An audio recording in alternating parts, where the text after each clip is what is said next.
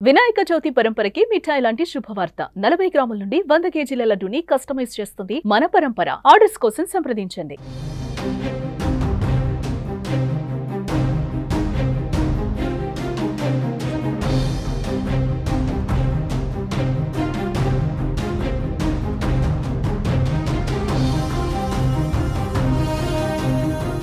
Kukatpally police station పరిధిలోని సంగీత్ నగర్ లో సంచలనంగా మారిన 10 ఏళ్ల సహస్ర దారుణ హత్య కేసులో సంచలన విషయాలు బయటకొస్తున్నాయి. అత్యంత క్రూరంగా నిందితుడి ప్రవర్తన కనిపిస్తోంది. 10th క్లాస్ చదివే పిల్లాడు ప్రొఫెషనల్ కిల్లర్ లాగా ప్లాన్ చేయటం అందరినీ ఒక్కసారిగా షాక్ కి గురి చేస్తుంది. దొంగతనం ఎలా చేయాలి, అడ్డొస్తే ఏం చేయాలన్నది ముందే పేపర్ పై రాసి పెట్టుకున్నాడు ఆ నిందితుడు. ఈ హత్యోదంతంలో దారుణమైన అంశం ఏమిటంటే దొంగతనానికి వచ్చి ఆ విషయం బయటికి వస్తుందన్న భయంలో పాపని చంపేయటం. బాగా తెలిసిన అమ్మాయి, ఇంటి పక్కనే ఉండే అమ్మాయి. కొద్ది రోజుల క్రితం ఆమె పుట్టినరోజున వాళ్ళ ఇంట్లో జరిగిన వేడుకలో కేక్ తినిపించిన చేత్తోనే కత్తితో పోట్లు పొడిచి చంపేసిన వైనం షాకింగ్ గా మారింది. హుండీ పగలగొట్టి 80,000 చోరీ. ఇది చూసిన సహస్రను క్రూరంగా హత్య చేశాడు ఆ బాలుడు.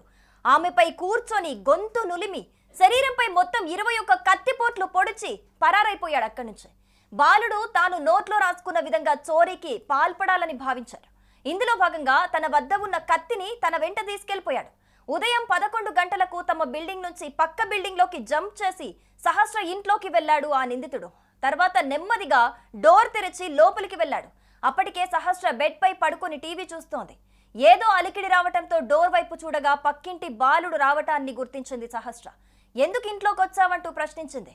మా అమ్మా నాన్న వచ్చాక నీ గురించి చెప్తా, వెంటనే ఇక్కడి నుంచి వెళ్ళిపో అంటూ బాలుడిని హెచ్చరించింది. సహస్రకు విషయం తెలియటంతో తన గుట్టు ఎక్కడ బయట పడుతుందేమో అన్న భయంతో సహస్ర దగ్గరకు వెళ్లిన బాలుడు ఆమెను పట్టుకొని తన వెంట తెచ్చుకున్న కత్తితో మెడపై అతి క్రూరంగా 15 పోట్లు, కడుపుపై 5 పోట్లు పొడిచాడు. తర్వాత తలుపుకు గొల్లెం పెట్టి మళ్ళీ తన బిల్డింగ్ పైకి దూకి వెళ్లిపోయాడు ఆ 10th క్లాస్ అబ్బాయి. లెటర్, కత్తి, రక్తంతో కూడిన బట్టలు స్వాధీనం చేసుకున్నారు పోలీసులు. అయితే హత్యకు ఉపయోగించిన కత్తి ఎక్కడి నుంచి తెచ్చాడు అన్నది ఇప్పుడు ఒక ప్రశ్నగా మారింది. తన ఇంటికి దగ్గరగా ఉండే స్కూల్లో 10వ క్లాస్ చదివే ఈ అబ్బాయి హత్య ఉదంతంలో బాలుడి పాత్ర మీద అనుమానం రావడంతో స్కూల్కు వెళ్లి అతన్ని విచారించారు. సాయంత్రం అయితే అదుపులోకి తీసుకున్నారు. దొంగతనం ఎలా చేయాలి, ఎలా బయటికి వెళ్ళాలి అన్న పాయింట్స్ ని క్లియర్ గా నోట్ చేసుకున్న వైనం సోషల్ మీడియాలో ఇప్పుడు వైరల్ గా మారింది. అంతేకాదు హత్య చేసిన తర్వాత ఇంటి నుంచి పెద్దగా బయటికి వెళ్ళకపోవటం, టీవీ, స్కూల్కే పరిమితం కావటం లాంటివి చేసేవాడని అందరూ గుర్తించారు. సో కొడుకులో వచ్చిన మార్పును గమనించిన తల్లిదండ్రులు కొంత అనుమానించినా తమ పిల్లాడు అంతటి దారుణానికి పాల్పడలే అని వాళ్ళైతే, అంటే ఇంత దారుణానికి పాల్పడతారని వాళ్ళు కూడా ఊహించైతే ఉండరు. పిల్లాడి తండ్రి వ్యాపారం చేసి నష్టపోగా తల్లి ల్యాబ్ టెక్నీషియన్ గా పనిచేస్తున్నట్లు గుర్తించారు. సహస్ర ఇంట్లో ఉన్న 80,000 రూపాయలు చోరీ చేసేందుకు వెళ్లి అక్కడ సహస్ర తనను చూడటంతో తన గుట్టు రట్టు కాకూడదన్న ఉద్దేశంతోనే హత్యకు పాల్పడినట్లుగా పోలీసులు గుర్తించినట్లుగా మనకు తెలుస్తోంది. నిజానికి ఈ హత్య జరిగిన తర్వాత పెద్ద ఎత్తున పోలీసులు గాలింపు జరిపినా ఎలాంటి ఆచూకీ అయితే అక్కడ లభించలేదు. సీసీ కెమెరాలో సైతం ఇంట్లోకి ఎవరూ వెళ్ళినట్లుగా ఫుటేజ్ అయితే కనిపించలేదు. అయితే పక్క అపార్ట్మెంట్ నుంచి లోపలికి వెళ్లటంతో సీసీ కెమెరా కంటికి బాలుడైతే చిక్కలేదు. అయితే హత్య జరిగిన రోజున బాలుడిని తాను అపార్ట్మెంట్ లో చూసినట్లుగా ఐటీ ఉద్యోగి ఒకరు చెప్పటంతో పోలీసులు అతడి మీద ఫోకస్ చేశారు.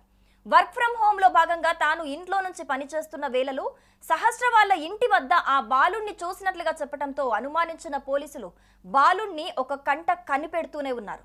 చివరికి పలు అంశాలు మ్యాచ్ కావటంతో అతన్ని అదుపులోకి తీసుకొని ప్రశ్నించగా మొదట్లో ఏం చెప్పకున్నా ఆ తర్వాత మాత్రం తాను హత్య చేసిన వైనాన్ని పోలీసులకు ఆ బాలుడు వివరించినట్లుగా తెలుస్తోంది.